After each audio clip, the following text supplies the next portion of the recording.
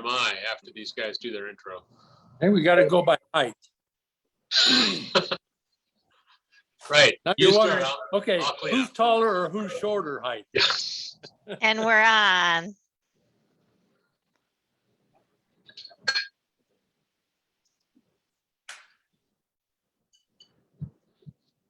So welcome everybody to part 3 of our State Revenue Solutions Conversation series brought to you by AARP Alaska and Alaska Municipal League. And we'll get started in just a moment as we wait for some attendees to join us.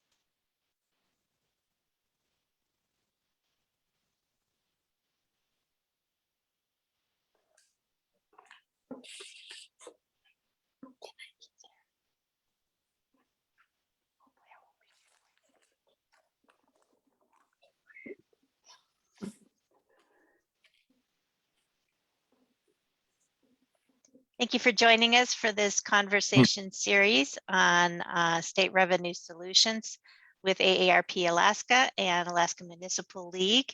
Today's session will focus on other taxes and solutions. And we'll get started. So welcome. I'm Marge Stoneking, AARP Advocacy Director for Alaska. And AARP is a nonprofit, nonpartisan organization with 75,000 members or more here in Alaska.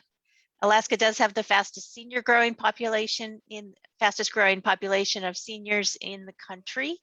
And most of us want to stay here as we age. And we know that older Alaskans have higher voting rates significantly than every other age group, that we're very civically engaged and also have high rates of volunteering and charitable giving and we account for over half of consumer spending.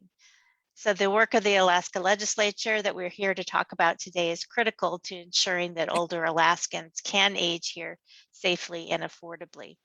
When we surveyed our members, AARP members on state fiscal solutions earlier this year, there was strong agreement regardless of party affiliation, ideology, or geography in opposition to continued state budget cuts and in support of revenue solutions, which is why we're co-hosting this revenue solutions series. So AARP and Alaska Municipal League are pulling together towards Alaska's future, where Alaskans of all generations can stay in Alaska. Together, we know that the state's budget shortfall must be addressed, that new revenues are needed to continue to provide the state infrastructure and services that Alaskans need to allow them to remain in their communities as they age. And I will hand it over to my co-host, Nils Andreassen with Alaska Municipal League for a moment. Hi, everyone, and thanks, Marge.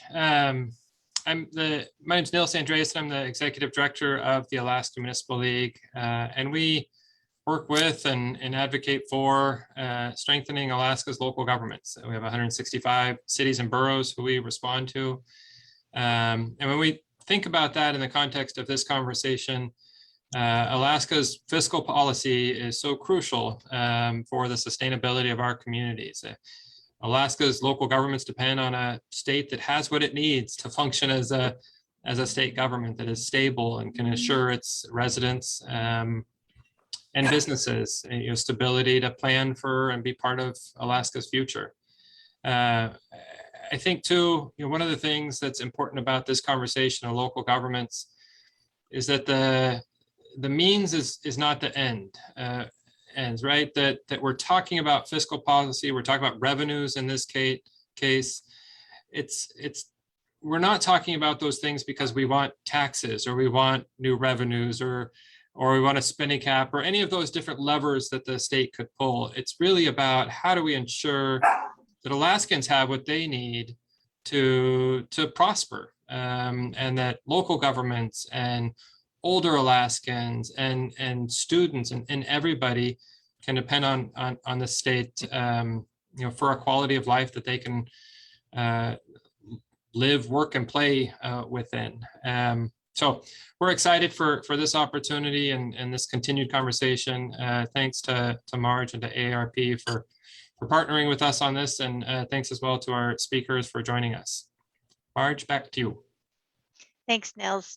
So this is a 5-part series, conversation series, and we are in part 3 today. So the other parts focused on an overview in general of what the options are for a comprehensive fiscal plan. And then last week we focused in on oil taxes. In the next couple of weeks, we'll be focusing on income taxes and sales taxes. So today's topic is other taxes and solutions, which is quite a broad topic. And you can view the past ones and sign up for the subsequent sessions at aarp.org/AK, and where you can see recordings of the past ones as well as register for the future ones. So thanks to our 2 guests today. We have Senator Jesse Kiehl from Juneau, who's been serving in the legislature since 2019 and currently serves on the Resources, Judiciary, and Transportation committees. He has a long background in the legislature as a legislative staffer and then served in local government prior to his current service. And most relevant to today's conversation, he's also served on the fiscal plan working group that served over this summer. And then we have Representative Bart LeBon from Fairbanks, who has served in the legislature since 2018 and has a background in the banking field and serves on the House Finance Committee. So welcome, both of you. Thank you. And we'll Thanks, start Marge. with some opening remarks. And Senator Kiehl, I am going to start with you since because of your recent service on the Comprehensive Fiscal Plan Working Group. And so welcome, and please proceed with some opening remarks on this topic. Great. Well, thanks, Marge. Thanks, Nils. Really appreciate AARP and AML co-hosting this series. This is a great topic and a good medium to make it available to Alaskans all over the state. Our topic today is sort of other tax types and other fiscal solutions. Maybe I'll start just very briefly on the Comprehensive Fiscal Policy Working Group. I think I got all the words in there. There may have been more. We spent about 6 weeks this summer putting a lot of our lives on hold. My special father-daughter trip, taking my rising senior to go see some colleges. I got to spend 3-5 hours on the phone every single day of our trip from the Eastern time zone on phone calls dealing with state fiscal policy. She loved that. But we got to do it, right? As the AARP members in the survey said, we have to solve this. I am reminded when asked about the working group, there's a Ben Stiller line from a movie called Keeping the Faith. He's asked about his date. He says, my date? How was it? Well, it was horrible. I mean, parts of it were excruciating, but at least it was long. So when you put 8 legislators and a bunch of alternates from wildly divergent backgrounds, regions of the state, philosophies together and say, okay, come up with a solution to this fiscal package that's eluded the state for at least 6 years, arguably 25. You have 6 weeks. It's not a recipe for harmony and joy. On the other hand, we got a lot done and we put out a report. And I guess the key thing about the report is that we did call for a comprehensive approach. That includes some significant revenues in the neighborhood of $500 to $700 million a year. It also includes some spending cuts and some things that I like even less than spending cuts, a proposal for a constitutional or some sort of spending cap that philosophically I'm opposed to. And then of course, the elephant in the room has long been the PFD. What do we do with it? Do we put it in the Constitution? Do we keep paying it? And so, that report is brief. It's about 4 pages because that's as much language as we could agree on. We didn't lock down the exact shape of everything. There's a lot of work that the legislature is doing right now to try and turn the principles that we did agree upon into legislation and into actual bills and amendments that can pass. I appreciate that you're going to dig deep on sales tax, on income tax, that you talked about oil taxes. Those, I think, are critical pieces of the picture. I think we would be very unwise to try and put all the burden of revenue on any one place for a number of reasons. One is taxes aren't ideal economically. Nobody loves them, right? They can distort what an economy does a little bit. But they are important. We do have to provide some of the public goods and some of the services that let the private sector go create an economy that Alaskans live productive and happy and safe, healthy lives. So the general principle should be that you try and make those things broad and as low as possible to minimize the burden. On the other hand, why did Willie Sutton rob the banks? Well, that's because that's where the money was, right? With apologies to Representative LeBon in his previous career, a tax really has to raise some money to be worth doing. So you have this odd trade-off. There is one other reason that you don't want to go just one place. And frankly, we've been seeing it just about my whole life. I was wearing diapers when the oil came into Valdez. My parents say it was a heck of a party. I don't recall, and it's not because I overindulged.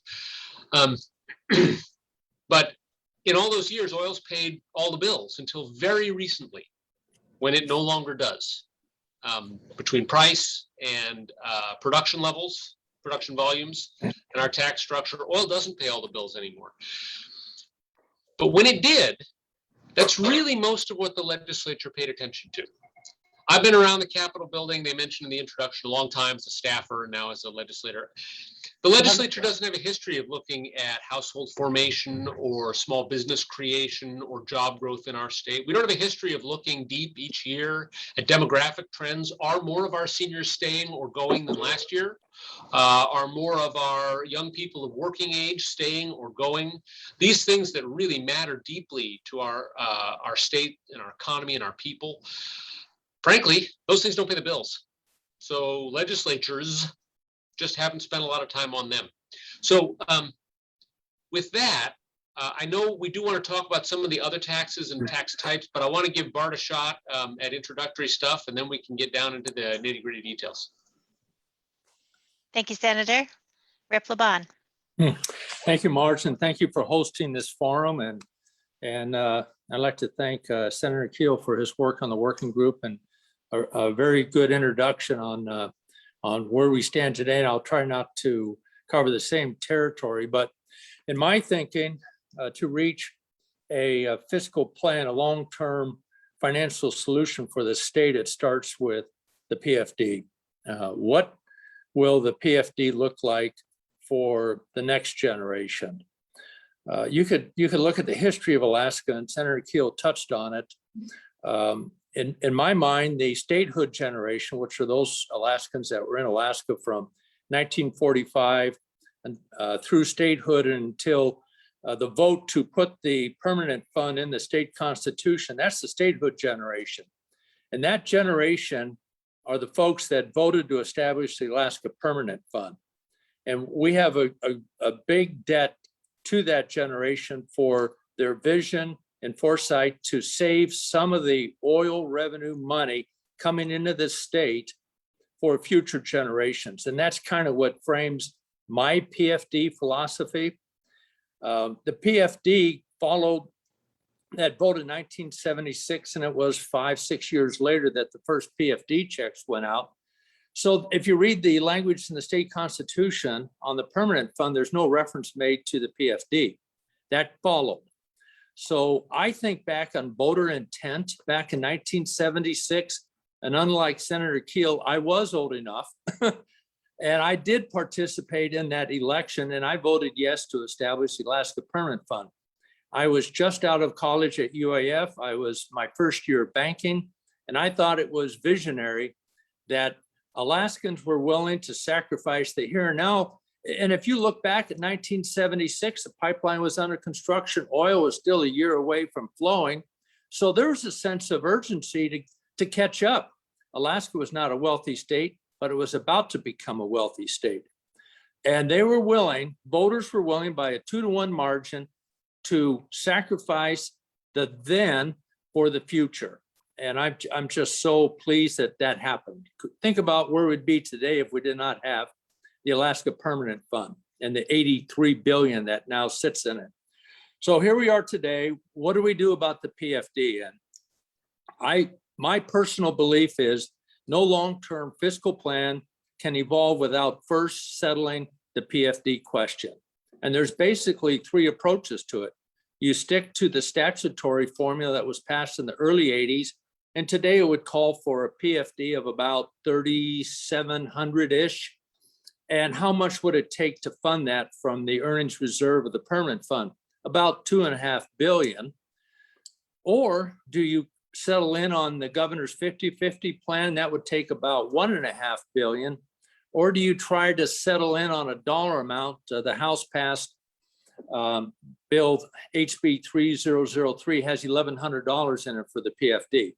Now that's a number that is not all that popular. Let's address that. But it still fits into the current revenue spending picture of the state. It gives us a placeholder, if you will, for the PFD formula debate. And that needs to happen. I don't think it's going to be settled in the next 4 days or 5 days in this special session. But I think it's on everybody's radar. And I look forward to the debate on how we rewrite the PFD formula to make it sustainable and to protect the long-term value of the Alaska Permanent Fund, because that's for our children and grandchildren. That's not for us here today as much as it is for the next generation. So thank you for this opportunity, Marge and Nils, and I'm happy to answer questions. Thank you, Representative. So we kind of have three broad categories today's conversation, and so I'm going to take them in this order, starting with other taxes, then going to spending limits, and then going to PFD and PFD reform. So on the topic of other taxes, the Ways and Means Committee on the House side has had some presentations through the session and very recently as well from the administration, summarizing all of the tax programs that are existent in the state, as well as all of the current proposals to adjust those taxes. And we saw just in the last week, motor fuel tax introduced, and there's an e-cigarette tax, which could be expanded to increase the cigarette tax, which hasn't been changed since 2004 as well.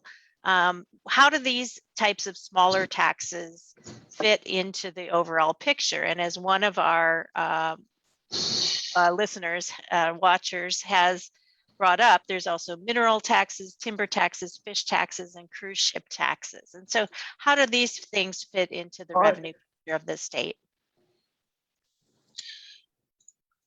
Well, you want to start with me? Sure. So, I mean, that's far from a comprehensive list, right? I think they can play a role. They can play a role. The risk you have with targeted taxes is that they can be a little distorting economically. But, you know, some of these things are just adjustments of taxes we already have. So, for instance, the mining tax. You know, I think Governor Walker had a proposal that would raise about $6-7 million a year or more. Material, real money, not a dent in a $1.5 billion budget.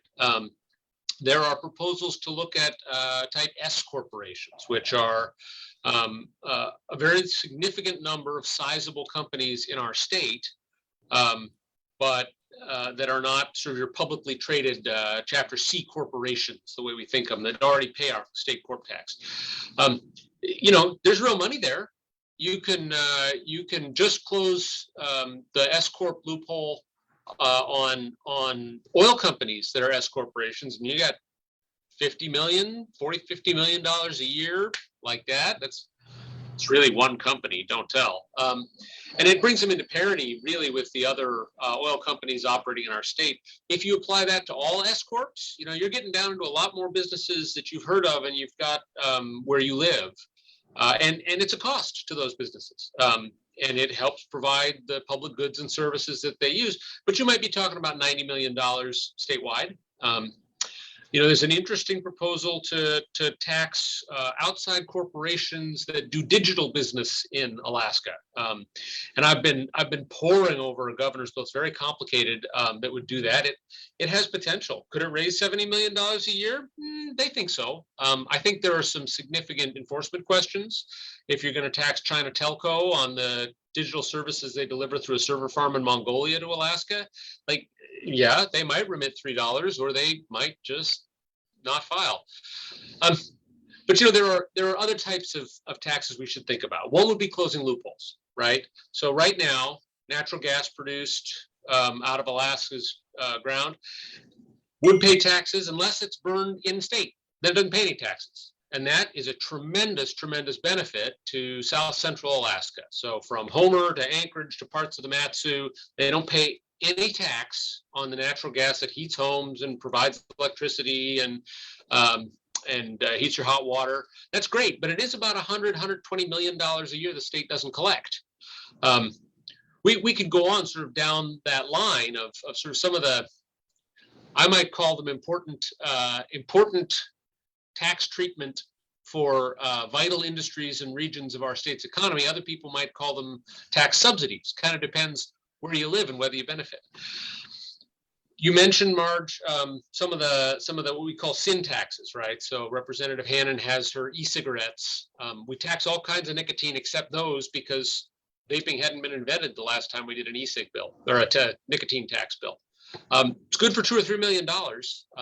That is designed to change behavior, right? That's designed to get people to smoke less, especially kids, get people to vape less, especially kids, get people to addicted to nicotine less. The governor has an alternate proposal to wildly expand what we normally think of as a sin tax. That's his gambling proposal. And let me tell you, that idea as presented is Katie bar the door. It's Keno, it's video poker terminals, it's casinos, it's a lotto. It's, if you can think of a gambling type, it's in there with a tax on it. I have serious concerns about expanding things that cause social ills so that we can derive money from those social ills and problems.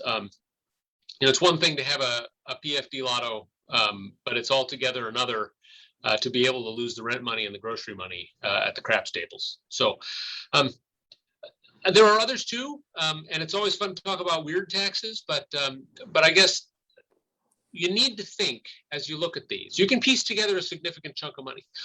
Are you distorting what the markets do, what the economy does on purpose? And if so, what's your purpose?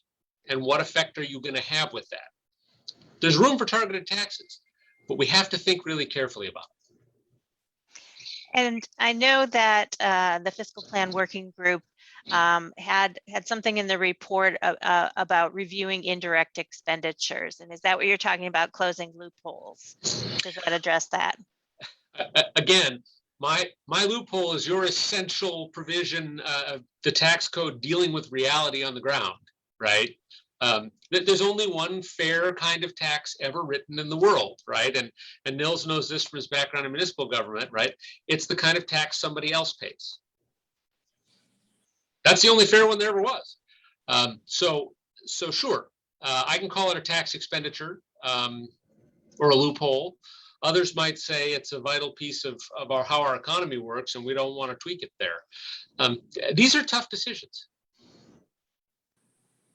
Thank you, Senator. And what would you add, Representative? Well, I'm at the risk of repeating myself a tiny bit. How much revenue are we attempting to raise, and why are we trying to raise that revenue?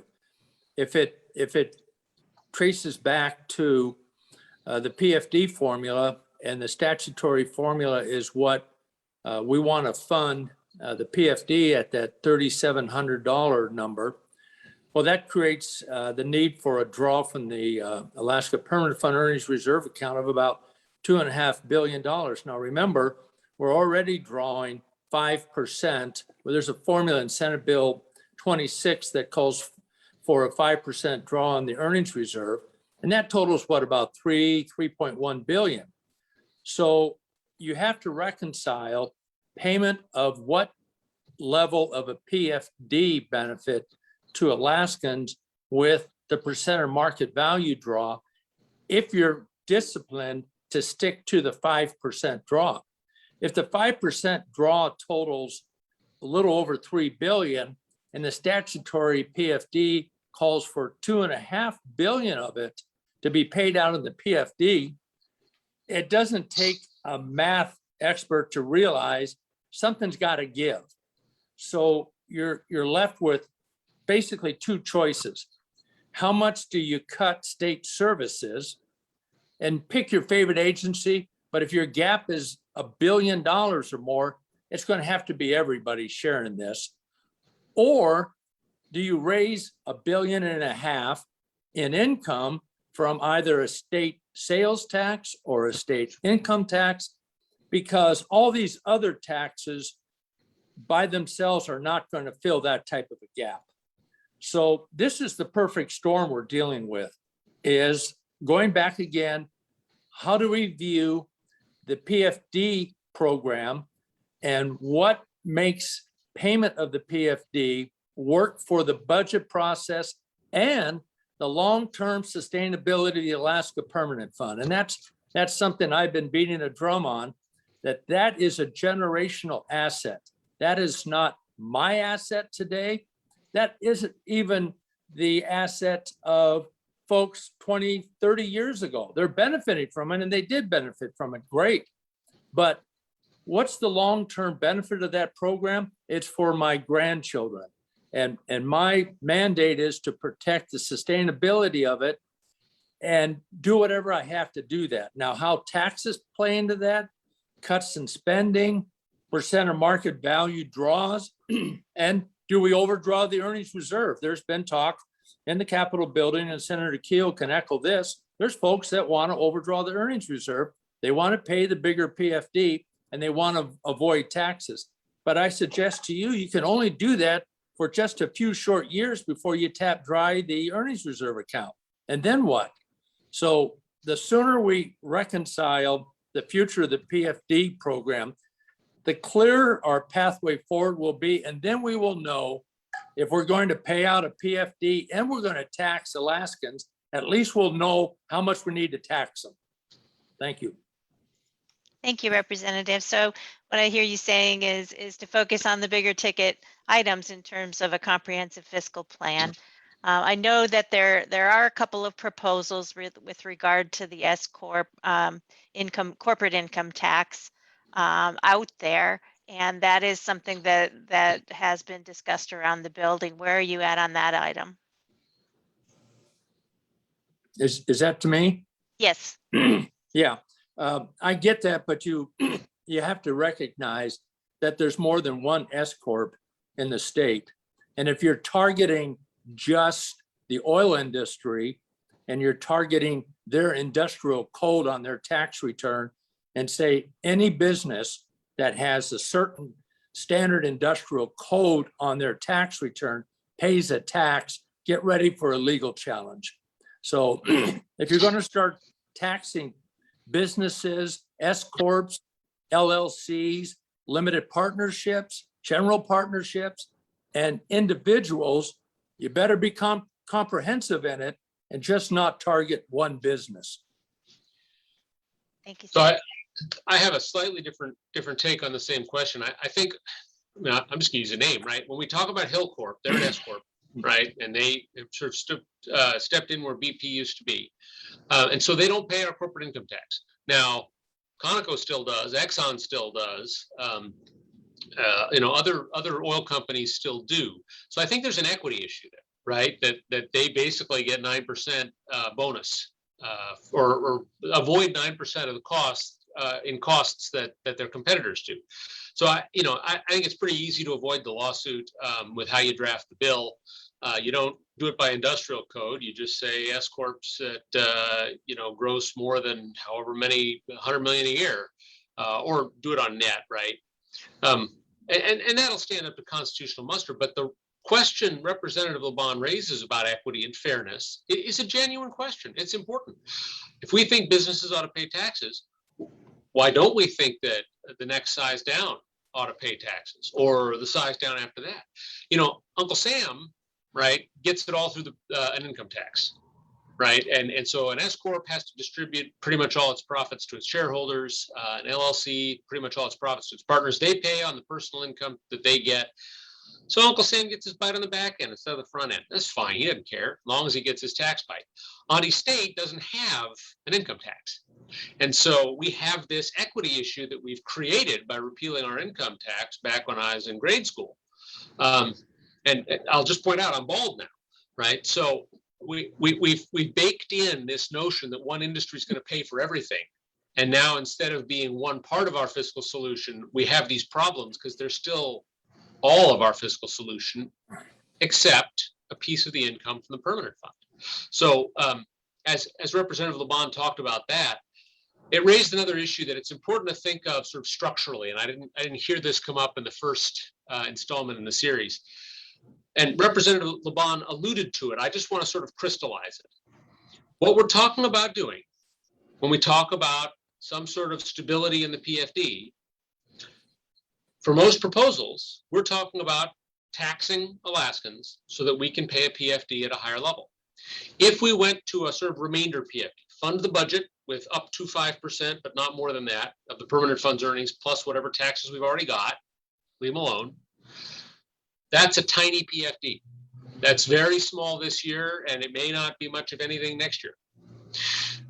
If we want to pay a higher PFD than that, we either have to cut those services and by tremendous amounts, as the representative alluded to, or we have to tax, or some combination of both.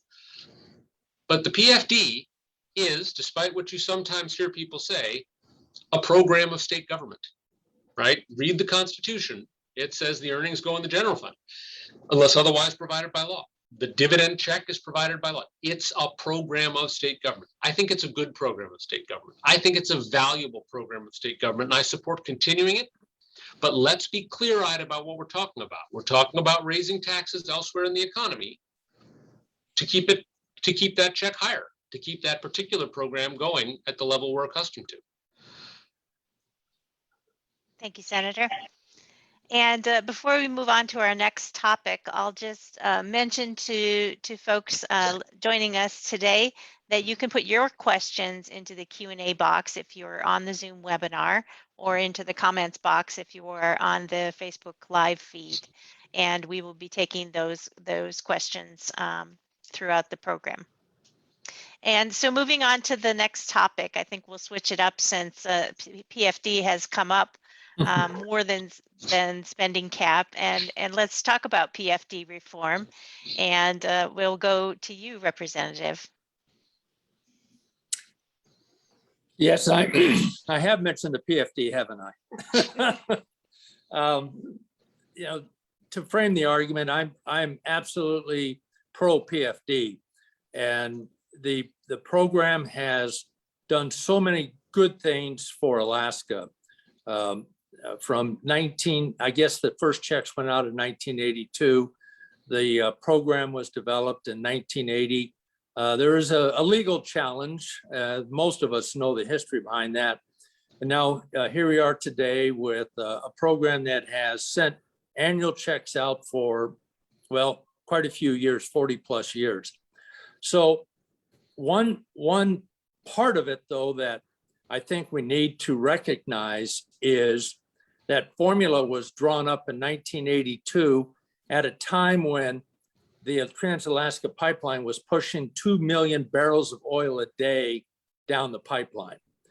So we were able to fund state government, do so without a state income taxes. That was repealed in 1980, if I'm correct on my memory, and pay out a PFD according to a statute that served Alaskans for the better part of 35 years. But in that period of time, something happened that was predicted way back in 1976 when that vote was taken to establish the Alaska Permanent Fund. And that vote was someday Prudhoe Bay would decline in the output of oil and the pipeline would decline in throughput. And guess what happened? It was predicted. We're now down to under 500,000 barrels a day. I'm just happy there's still oil in the pipeline.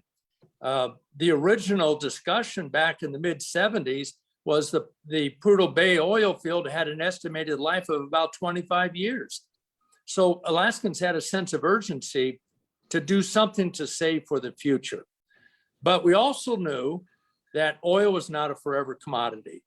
And although we still have some going through the pipeline, that formula in 1982, in my sense, was dependent upon throughput oil in the pipeline at a level to help sustain state spending.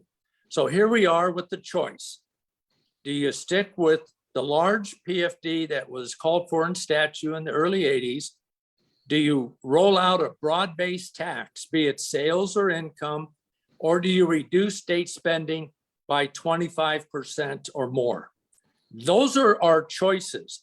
And do we really want to collect $1 billion from Alaskans through, and I don't care what tax you call for it. Could be a corporate tax, it could be an individual tax, a sales tax, or whatever, a rewrite of the oil taxes or the corporate taxes, any combination. If you need to collect $1 billion to then turn around and pay it out in a PFD, that doesn't make a whole lot of economic sense to me. So I guess that would be my added comment about the PFD. Thank you. Thank So, you. I'm going to just jump right on the queue there. My theater professors would be proud of not leaving gaps. You know, where we agree pretty clearly is in what the original history of the permanent fund shows its purpose was, right? It was to fund public services from state troopers to snowplows and everything in between when the oil money ran low. And here we are. I do think that it's worth going to taxes for a number of reasons. And this may be a little difference in philosophy that we have. I don't think you have to raise $1 billion in taxes, right? The permanent fund has grown well, and as that goes into the 5-year average, as long as we don't get a tremendous crash right away, I think we'll have a sustainable draw that can give us a little more than we've had in the last few years. But it is a significant amount. And frankly, I think spending discipline is going to be called for, although I think there are places where the state needs to reinvest, where we have divested the budget cuts of the last many years. That's always going to be a tension, right? There's never been a government, with the possible exception of when the oil first came in, that had all the money it wanted to do everything it felt like it needed to. That's okay, right? We'll work through that as Alaskans. But we should want Alaskans to be in charge and Alaska's economy to be driving the truck. And right now, it's just oil that's driving the truck, right? I talked earlier about how we really don't pay any attention in the legislature to the economic indicators that show us whether Alaskans broadly have jobs and income or not, right? Because, you know, there's nothing in it for the work we have to do in front of us, which is pass the state budget. That's upside down and backwards. We're the only state in the union where economic growth outside the oil patch is bad for the state budget. More demand for services, no more money to provide them with. Growing gap with economic growth is just an upside down, an inverse incentive. We should keep those taxes as low as we can, right? But I think we want that connection between the health of Alaska's economy and what state government needs to be getting up to, right? Now, we may or may not all agree about what's going to grow the economy, but we'll be accountable to the people for it.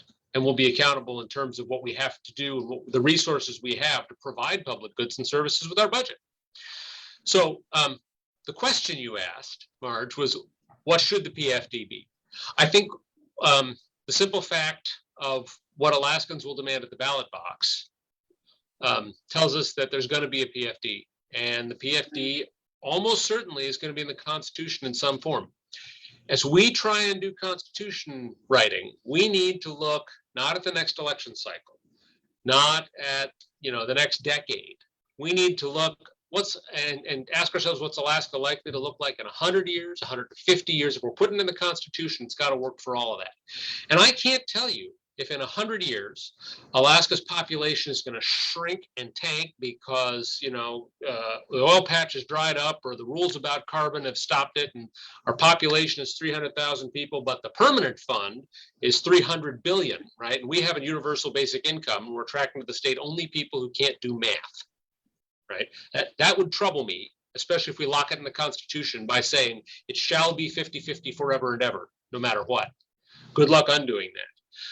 I also don't particularly think we serve Alaskans well if in 100 years the state's population is 20 million people because the climate refugees are all living here for the balmy beaches of Anchorage, but no tremendous wildfires. Oh, sorry to the interior guy. No tremendous wildfires like they have in California. And we've got a bureaucracy cutting $50 checks.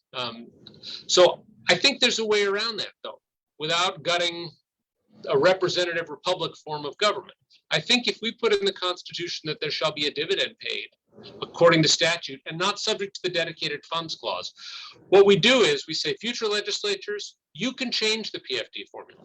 You're going to be accountable for it. You need 21 votes in the House, 11 in the Senate. You got to get the governor to sign it. It'll be the law. You'll be on record. That's how government's supposed to work, right? And you can change the formula. But whatever the formula is, whatever the law says, we're going to follow that.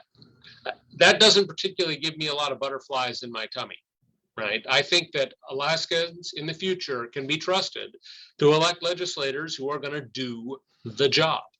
It's what we're here for. Thank you, Senator. And so, Representative, you mentioned the time that the statute was enacted with regard to the formula for the PFD. Can you just talk a little bit about, because there's been a lot of public testimony about how we are not, as a state, following the law with regard to the PFD formula, and then the need for constitutional certainty. Can you just talk for our viewers about the difference between the Constitution and statute in terms of what the law of the land is and how that applies in this scenario? Yeah, I'd be happy to, Marge. The law was tested. I'm talking about the statute to define the permanent fund dividend formula, and Wielechowski versus the state of Alaska back, I think, 4 or 5 years ago.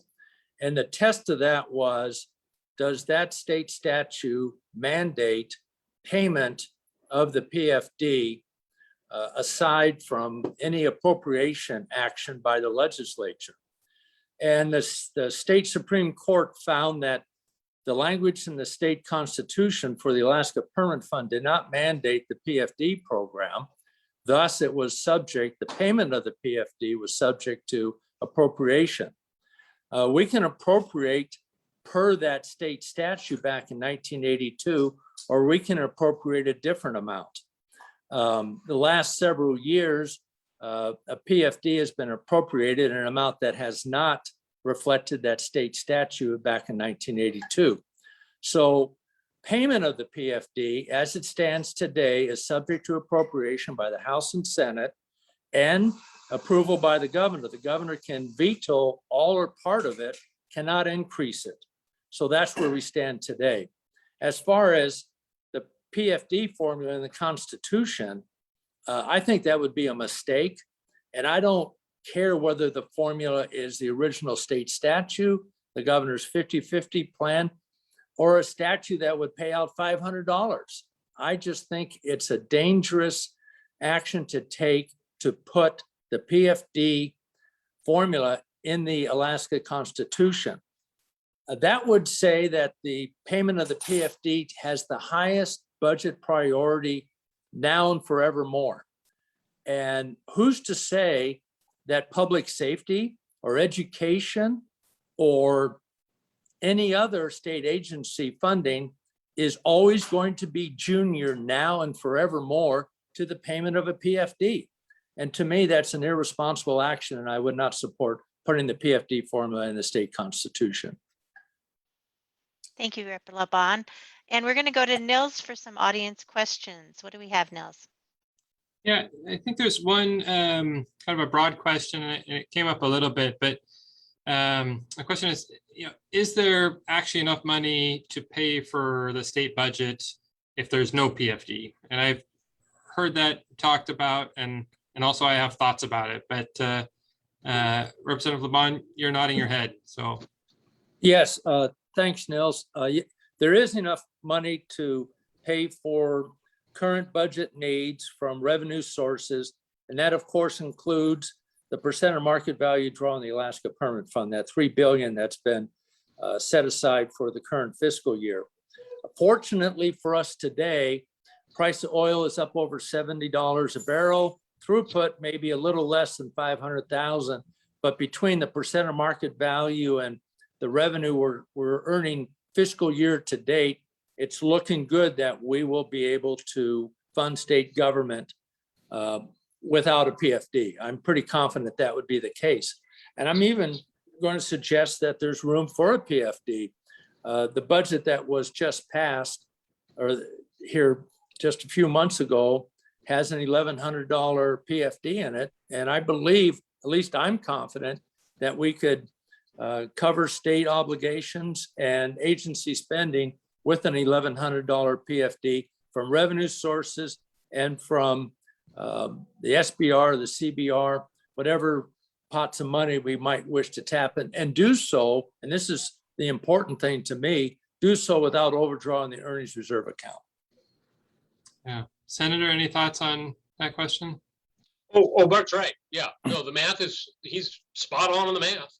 I don't think though that that's something on a statewide basis the voters are likely to go with. And you know, I am deeply concerned about about our Constitution, about what does and doesn't go into it, and whether it's carefully crafted or not. And I am very worried about the question of a constitutional convention that will be on the ballot automatically, right? There's no stopping it. There's no making it happen in the fall of 22. If there isn't some sort of stabilizing fix so that Alaskans have a PFD that they can depend on, I am deeply concerned. A constitutional convention cannot be limited to the PFD question. It is all issues on the table, and everybody plays for keeps. So, you know, if you're concerned about the right to organize, you could have a right to work constitution. If you're concerned about protecting retirement, that could come out of the Constitution. If you're concerned about the right to choose, our privacy rights, we could go on and on and on down the list, right? And you know, everybody's got a boogeyman or a favorite, right? I know there are folks who'd like to move the capital. I would be absolutely dead set to make sure the Constitution says the capital shall be in Juneau, Alaska. You know, those folks are going to hate that, but what do I get for it, right? I mean, my fear is that today a constitutional convention turns into a horse trading session that we didn't have in 55. I don't know that we have the statesmen of 55 around today. So I think something that stabilizes the dividend for Alaska voters, I think it's going to be important. Yeah, great. There were there's a couple other questions. We'll just note on just some feedback from me on the state budget and kind of relevant to the tax versus PFD question. I don't know that I accept right now that the current state budget is adequate. So I would just flag that for both of you, that there are certainly things in the budget that aren't, there are certainly things that aren't in the budget that should be beyond the PFD. So there's a question about, do we have some sense that the PFD as a program is doing all the things that we want it to do as a state? Is it accomplishing the goals and in the public interest? Is there that, do you have some sense that there's research to back that up? Are there different mechanics and how it's distributed? You know, why once a year? Why not $100 a month, or, you know, whatever that looks like? Do any sense in changes to the program like that? You tell me your goals for it, and I'll tell you mine. And then we can talk about whether they're right. I mean, I heard debate on the House floor when Representative LeBon spent hours and hours on this. You know, made it sound like it should be a need-based program, talking about Alaskans' needs. It's not, right?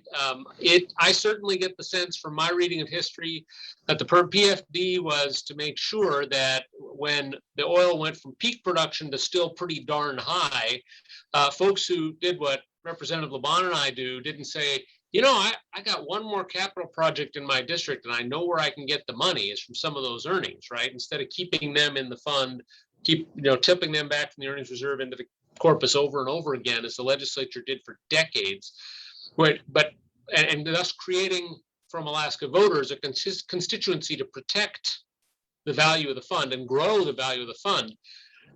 I mean, arguably, that worked so well that the tail now wags the whole dog. But, you know, it does serve other purposes, right? I mean, one of the best things you can do for people who are in poverty to get them out of poverty is give them money and let them get themselves out, right? This morning I went to the blood bank and I gave a unit, right? They got camouflage wrap now. It matches my tie. I had no idea that was coming. And I got to tell you, right, I had phlebotomists, trained people, you know, with some significant skills, who were talking about, you know, when I was in the little recovery area having a cookie at 9 in the morning, don't tell my kids, they were talking about how they were going to make their bills for the end of the month, right? Yeah, it's meeting a lot of needs. Are there better ways to distribute it? Sure, maybe. Let's talk about those too. Representative, anything you would add? Yeah, you know, I almost, I'm trying not to repeat myself. House Finance heard testimony from Alaskans about a week ago. I think over 100 folks called in, and Senator Kiehl mentioned a needs-based, and I heard loud and clear from many Alaskans the needs that they have for the PFD program. And I heard about heating oil, utility payments, school tuitions. I mean, all needy things for certain. But I'm also well aware that there's a segment of the population that I would call the PFD wants group. They want a PFD because Alaska Airlines rolls out ticket sale promotions during PFD month. They want a PFD to maybe fund their IRA for the next year. They want a PFD to maybe help a down payment on a snow machine.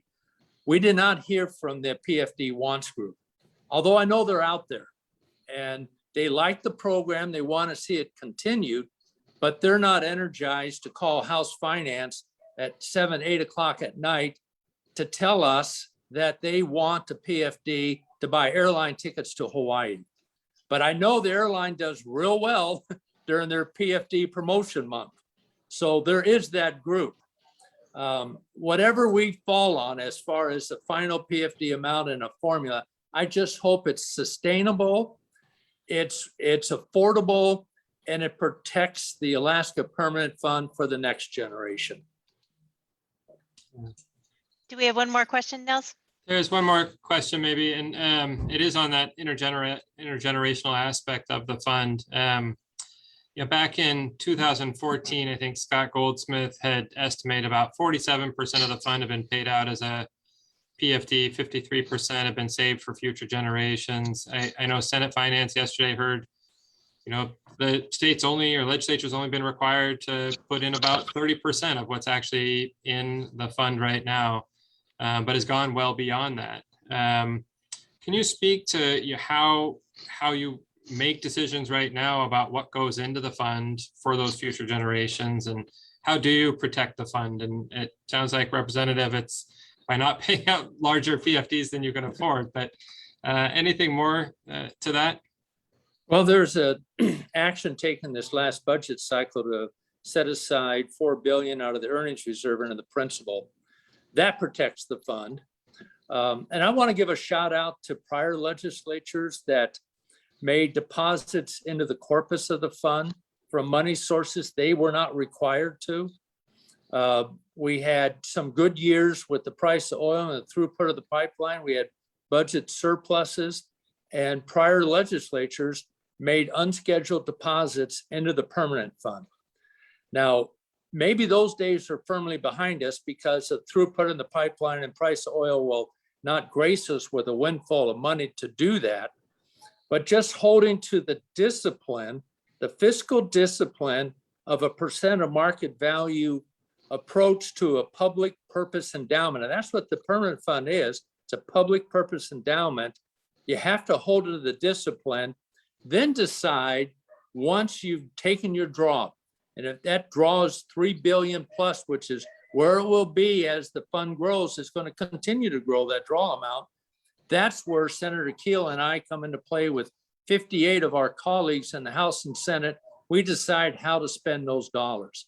And if there's a PFD formula and statute that's a new one, following that statute is something that we certainly want to make every effort to do so. I just hope it doesn't force us into a big broad-based tax in order to fund the PFD. I think that would be going in the wrong direction. Well, I think Bart's got Representative LeBon's got a great point in the discipline. And I do think that the constitutional amendments that have been proposed to actually put the POMV approach, one constitutional permanent fund, not a corpus and an earnings reserve, with a limit on what percentage of it you can spend in any given year, it is the key, right? That's the critical answer, because it keeps us away from, well, we just have bigger needs than usual this year, and potentially then overdrawing. Oh, the fund had a great year this year. There's lots of cash there. Don't worry about it. Moment of Old Testament, right? Joseph had the benefit of a dream from God through Pharaoh to know when the 7 fat years and when the 7 lean years were going to be. We don't get that, right? We have to be disciplined when we have a fat year so that we don't all starve in the lean years when it comes to permanent fund earnings. Because markets don't go up in a very steady, slow, predictable way. They spike and they drop and then they bump along for a while. And you just have to hold to that discipline, or we really do have a theft from the next generations down the road. I was wrong about being in grade school when we repealed the income tax. Turns out it was still preschool.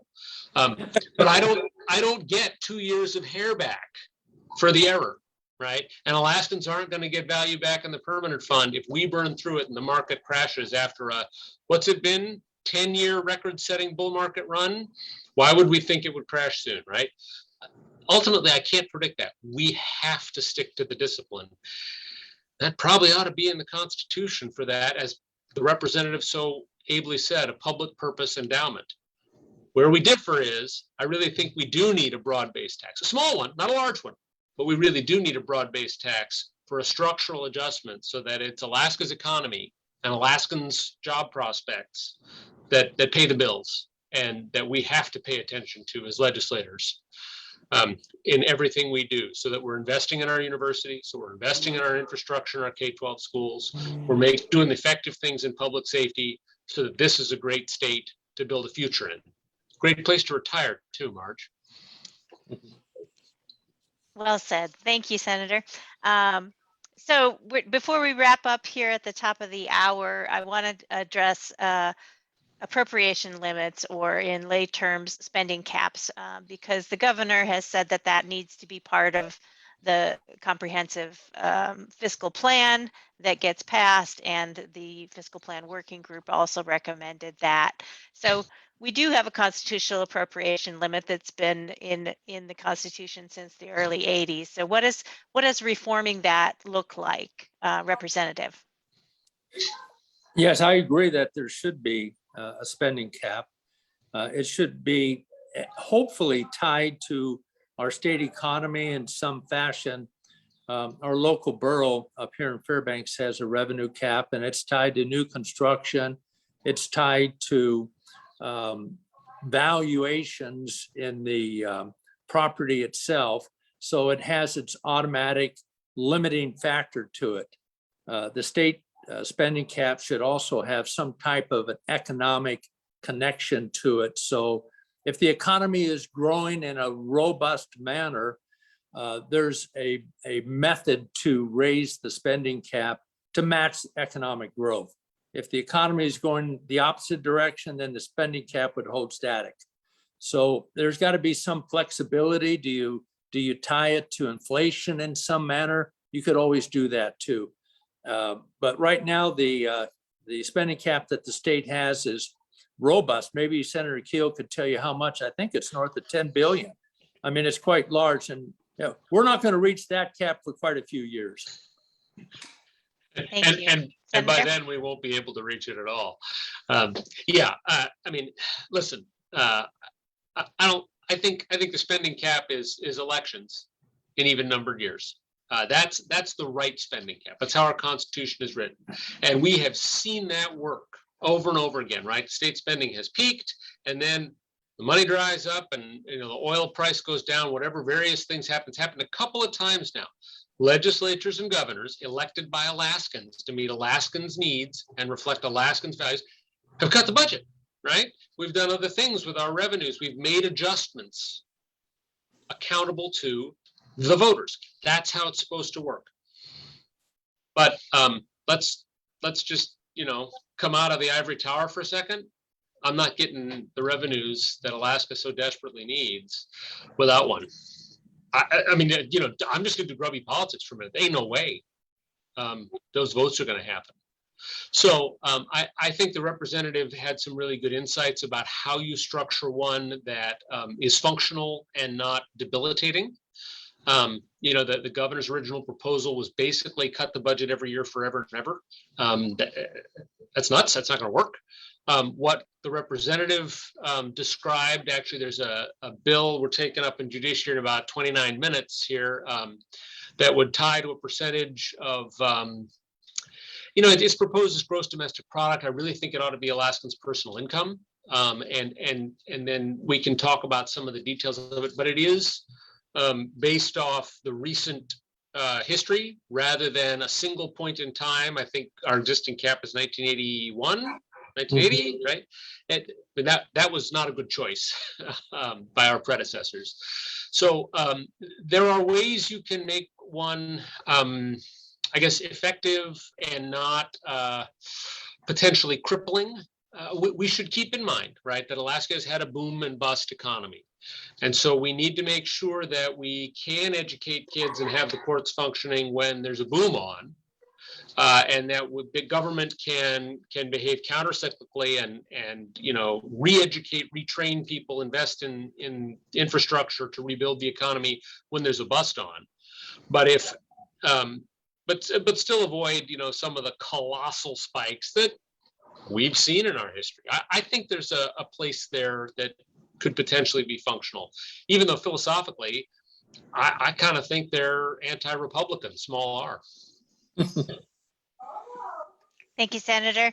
And thank you both, Rep. LeBon and Senator Kiehl, for joining us today and sharing your views with our AARP members and AML members and the public. And I'll turn it over to Nils to close us out and tell us about next week. Oh no, Marge, I'm not looking at my script. I'll wing it. I'll just echo Marge's thanks to both our speakers. Next week, we are looking forward to continuing this conversation. We'll shift to broad-based taxes. We'll look at a sales tax, I think, and I think we have Representative Sponholz and Senator Machicki who will speak to that. As usual, thanks to all of our AARP, AML members who are part of that. Make sure to register online ahead of time. And thanks again, everybody. Thanks for having us. Thank you. Take care, and thank you for your service to our state.